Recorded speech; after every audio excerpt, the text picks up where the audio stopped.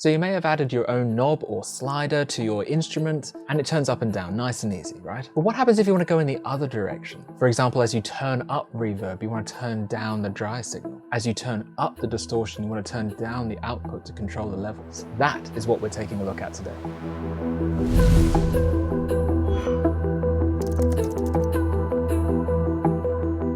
Hey, my name is Steve, composer, engineer, and lecturer. Welcome back to the channel. Today, I want to show you a very simple way of reversing the direction of your control, whether it be a slider or a knob. Why do you want to do that? Maybe you want to crossfade between two layers. Maybe you want to turn down the output of an effect as you increase the effect. There are plenty of times where you may want to turn something down as you turn a knob or slider up. And in fact, if you have arrived at this video, you probably have already run into this conundrum already. There's a very simple bit of code to make this work, so let's dive in and take a look.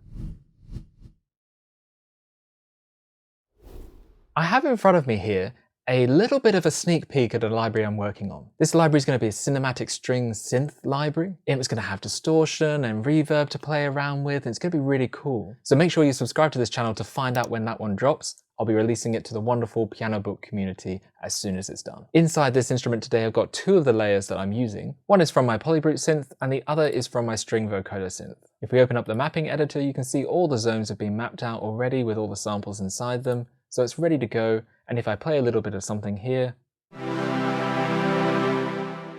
we can hear that texture is already there. What I want to do now is create a blend knob between two different textures. As one turns up, the other one turns down. And this is a perfect example of where this reverse direction is going to be very useful. So let's jump in and create some very simple script just to set up the performance view and declare the slider that we want to attach this functionality to. So I'm going to jump into the script editor, and I'm going to make sure that I'm on the 5th slot here, just so that it's at the end of all these slots. The reason we do this is just so that our performance script and our performance view is at the end of all the other scripts. So if we've got scripts for harmonizers or arpeggiators, they can be included in the performance script and mapped out as well. All right, so I jump in here and open up Edit, and this gives me the space to start typing in my code. If you've watched any of my videos before, you're probably familiar with some of this code, but it's very simple to create and it doesn't take very long at all. At the top of every instrument, we're going to have the on init or on initialization. So when the instrument loads up, this script is going to run. I type in on init, and I'm just going to come down a couple of spaces and type end on. Every callback starts with an on and then an end on. And that way it's kind of enclosed within its own brackets. Other functions as well, like ifs, end with end if. So it's a familiar language that you'll see a lot throughout Kontakt. All right, give myself some space to work with, and I'm going to tab over and I'm just going to type in make_perf view. That basically creates a performance view that we're going to be using to put the slider onto. We're going to then come down and go set_UI_height_pixels and set this one to, let's say 300 pixels. The set_UI_height is setting the height of your performance view. And I'm doing _pixels because I want to define it in pixels. Kontakt has two ways of kind of dividing up the performance view, either the grid view or pixel view. I think if you want to lean into custom graphics later on, it's worthwhile just going with pixels and getting used to that, because that's what you're going to need later on. Now I'm going to dive in and I'm going to declare my UI_slider, and I'm going to give that one a name of just vol, so $vol. Now, if you don't know why I'm using a UI_slider instead of a knob, check this link above here. You can also see it in the description below. It's my course on how to create custom graphics. And the funny thing is, if you want a slider or a knob, but you want to use your own custom graphics, you're going to have to use a slider regardless of whether it's a knob or a slider. More details in that video series, so if you are looking at that, check it out. But if you're wanting to do custom graphics, getting into the habit of using sliders is a good habit. Now, after I've declared my UI_slider variable, I need to also give it some parameters. Basically, I need to tell it what its minimum and maximum values are. Knobs and sliders in Kontakt 6 can go from 0 to 1,000,000. So I kind of set that up to begin with and then adjust as needed. That'll make more sense in a moment. So open up here, I go open bracket, I'm gonna put my minimum value of 0 and then comma 1,000,000. And close that bracket. All right, they're going to come down here. I'm going to go move _control_pixels. Again, it's pixels because now that we're working in pixels, we have to use pixels throughout. You can't use a mix of grid and pixels, so bear that in mind. I'm going to open up the bracket. I'm going to say what control I want to move, which of course is my volume controller, and then where I want to move it to. My pixel height is 300, so I might put it somewhere in the middle at about 150. I might move it over by 200. That way it's in a good position for us to work with right now. When typing out the coordinates, it's x first followed by y. So I need to type in my 200 across, followed by my 150 down. All right, right now I'm gonna just hit apply and we'll see what changes. So we can see, of course, our slider has populated, our performance view is now a lot higher. And if I actually close this off, this is now our performance view. If I click and drag that slider, it can slide up and down. Of course, it's not doing anything at the moment because we haven't told it what we want it to do, but it is there ready for us to use. Now that we have our slider, we want to attach some functionality to that slider. So I have two groups. Let's take a look. If I open up the group editor and scroll down a little bit here, we can see I've got a polybrute group and the string synth group over here. Each of those groups has a volume control. So my volume control is there. If I click on this one, you can see it's set to the same thing, but volume control is there as well. So both of these groups are ready to go with volume controls. In the script, what I want to target is that volume control on each of those groups. Effectively, I want one volume to be turning up as I slide the slider up and the other to be turning down. So I need to program both. And this is where the reverse slider action really comes in handy. First of all, let's add the fade in group. So I'm going to come down here outside of our on init block now. We don't need our on init block for this. Now we're declaring an on UI underscore control block. This is so that when I click on the slider on our performance view, it will turn up and down this group. So I'm going to type on UI underscore control, and I need to tell it what UI control to look for. So of course that is my volume variable. I've only declared one variable at this stage, so it's nice and easy, but of course if you've got lots and lots of different control knobs, you need to make sure that you are picking the right one, of course. So on this UI control, I want to do something to it. And at this point, I want to draw your attention to the KSP manual. The KSP manual is the KONTAKT scripting manual that Native Instruments produces for each of its KONTAKT versions. This is a great resource for you if you're learning how to code, or if you need to just quickly check something or revisit something you've done before. It's a really useful tool. One particular thing I have screenshotted the entire time because I use it so much is the set engine par command. This is used to be able to control the parameters inside KONTAKT, the knobs that can be turned up and down and whatnot. We need to attach that functionality to the knobs on our UI, and we can use set engine par to do this. There are some parameters here, so I'm going to walk you through each of these. So first of all, I'm going to pop in my set underscore engine underscore par and open our brackets ready to receive some information. Now the first thing is, what parameter are we using? And we can actually take a look at this. It breaks it down as to what we need inside these brackets. Each one of these would be separated by a comma.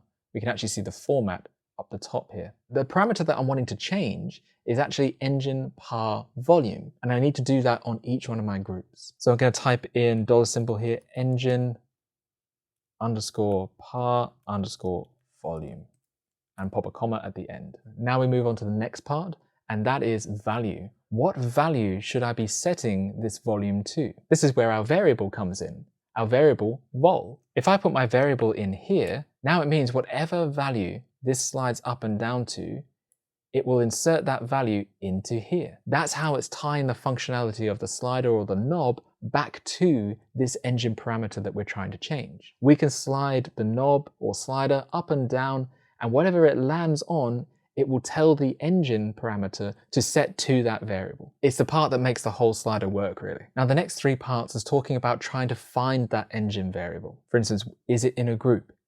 Is it in a particular slot, an effect slot of some kind? And what type of effect slot or what bus are we using? So the first thing, group, our volumes are actually assigned at a group level. If we take a look down here in our instruments, everything inside this group panel is all controlled at a group level. As I scroll down though, we have instrument buses, we have effects, we have send effects, and they're all at instrument level, outside of the group, higher level than the group. Because I'm trying to attach this volume, I need to make sure that I am selecting the right group. Now the one that I want to turn up, that is the string vocoder. That is my second group. But because groups count from 0, it's actually group 1, because I've got group 0, group 1. So I'm going to pop in here group 1 and comma. So the next part is it on a slot, which is one of these down here, which it's not. It's on its own sort of thing. So it just says in the guide, for all other applications, just use -1. So I'm going to pop that in with a comma.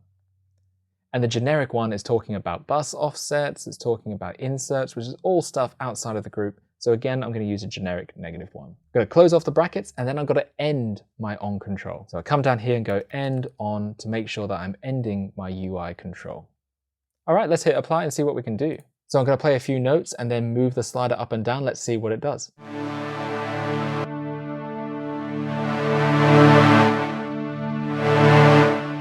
You can definitely hear a change there, and it's now changing that second layer, bringing it in and bringing it out.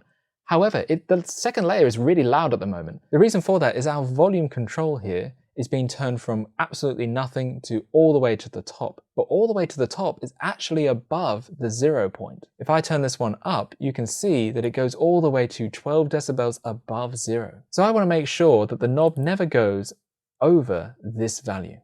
So I actually need to change the maximum of my volume. This is the beauty of that minimum and maximum value, is that I can just set my maximum value to a new amount and then it won't go past that amount. It's effectively limiting that knob's maximum height. So I'm going to change that to 630,000, which I believe will give us 0.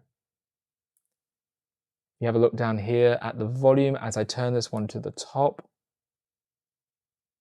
Right to the top, it now gives us a 0 value. That should sound a lot better. Let's take a look. Perfect. Now it's nice and evenly balanced. Now the second part of this, of course, is taking the other group and affecting its volume, but going the other way. Essentially what we want to do is, as we slide this slider up, we want the value to be going the other way. We want it to start at 100% volume and go down to 0. You might think it's a crazy equation or something, but actually it's quite relatively simple maths that actually makes this work. Let me show you. First of all, I'm going to be controlling the same type of variable. So what I'm going to do is I'm just going to copy this and place it below. And I'm just going to change the group to 0. Because we're, of course, affecting this group. Now, straight away, all this is going to do if I hit apply is it's going to fade everything in. Let's take a look.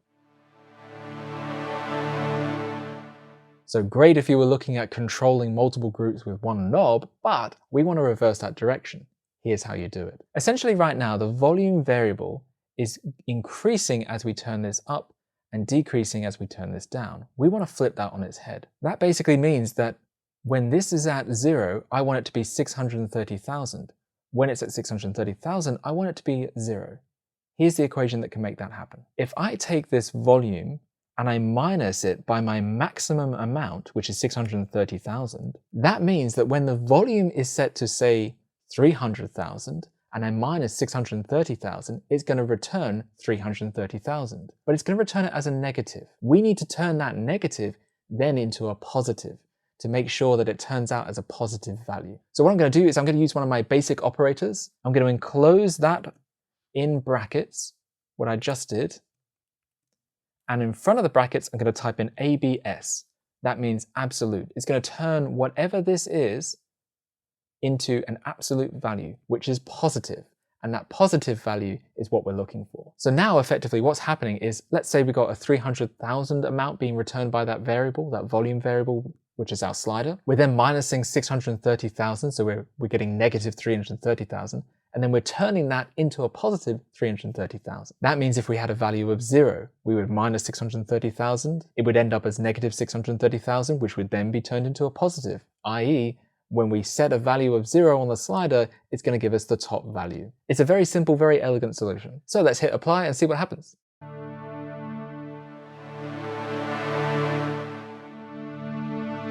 Perfect. Exactly what we're after. Now we have the first group, or group 0, turning down as we increase the slider, and the other one increasing its volume as we approach the top of the slider. Alright, and now a little extra something for nothing. If you want to attach a CC controller, like Modulator 1, your mod wheel on your keyboard, to this control, you definitely can very quickly, very easily. I'm going to come down here, and instead of using an on UI underscore control, I'm going to use an on controller and pop in my end on there as well. All right, then I'm going to tab over, and I want to say if something happens, i.e. if I change this controller on my keyboard, something is going to happen. All right, I need to set this to CC underscore num equals 1. Our mod wheel on our keyboard controller is usually controlling CC channel number 1. So that's what I'm putting in here. I'm saying if you see CC number 1 changing, do something. Now in here, I am going to need an end if. Just like our on controllers or our on callbacks, we need an end if for the ifs as well. So in here, the first thing I want to do is I want to set my variable every time I change my CC command. So every time I touch my wheel, it's going to update the variable. That's my first step. So I need to set my volume variable to equal whatever my CC channel 1 is doing. However, if I leave it here and I don't do anything else, it's not going to move very far. Because if you know about MIDI CC channels, it goes from 0 to 127, but our knob goes from 0 to 630,000. So I need to times this by a factor in order to have it go from 0 to 630,000. Now I've already previously worked out this, but if I times it by 4,960, it means that when the CC channel is at 127, it will equal 630,000. Now this still isn't going to do anything at this point.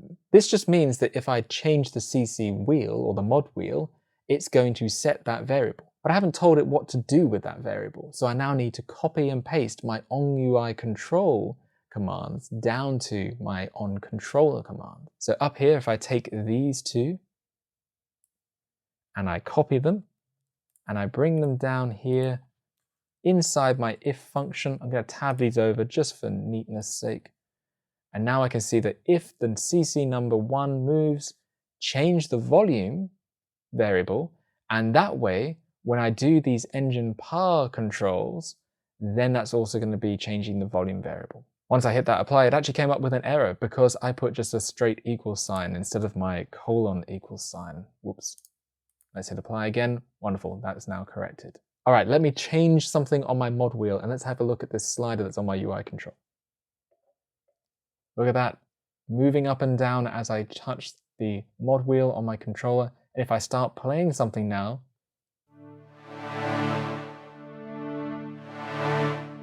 it's doing exactly the same thing, which is perfect, exactly what I wanted.